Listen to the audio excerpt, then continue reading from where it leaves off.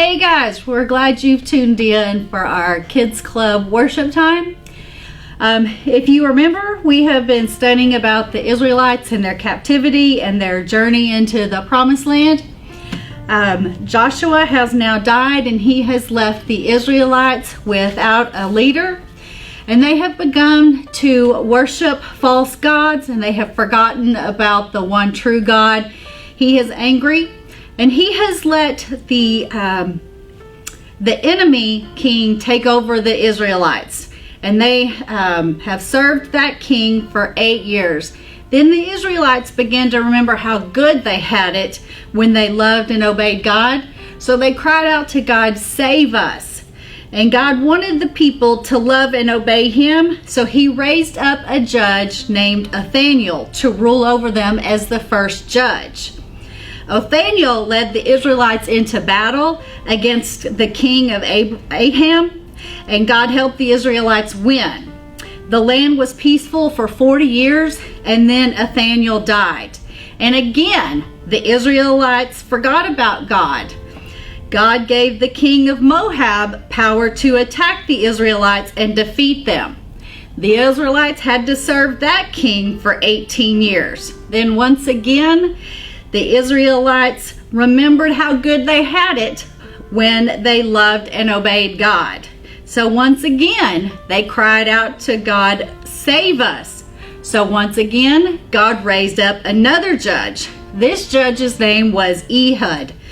So the Israelites sent Ehud to the king of Moab, who was crazy, a fat man. Now Ehud had a double-edged sword under his clothes. And Ehud told the king, "I have a secret message just for you." The Israelites sent Ehud to the king of Moab, who was a really fat man. So Ehud told the king, "I have a secret message that is just for you." So the king dismissed all of his attendants, so he was alone with Ehud. So when the king stood up, Ehud pulled out that sword and he pushed it into the king's belly. And the sword was swallowed up by the king's fat, and it was so far that Ehud couldn't even pull it out.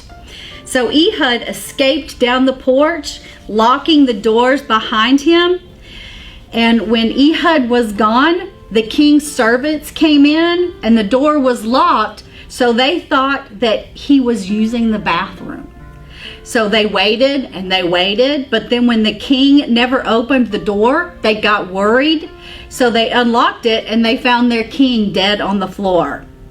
Now after Ehud had escaped, he blew a ram's horn and then he became the Israelites' leader. God helped them defeat the enemies of the Moabites. So the Israelites battled the Moabites and took control, and there was peace in the land for 80 years. When Ehud died, the Israelites once again forgot about God. They turned away from him when they remembered how good it was when they loved and obeyed God. Guess what they did? Once again, they called out to God, "Save us." And once again, what do you think happened? God sent them another judge. This judge's name was Shamgar. So over and over, in this cycle of apostasy, God would forgive them. He would consistently love them and forgive them and give them a judge. So an example of the cycle of this apostasy would be that God's people would forget about him. Then God would let the enemies, Israelites' enemies, defeat him. Then they would cry out to God for help. Then he would send a judge to help his people, and then God would forgive his people, and there would be peace, and everything would be great, and it would be just like it was. But then they would start all over, and they would forget about God, and they would start worshiping idols, and everything would go back to the way it was, and it would start over.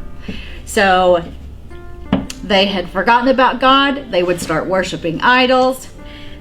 The Israelites' enemies would defeat them. They would cry out to God for help. He would send a judge to help them. Then God would give them peace.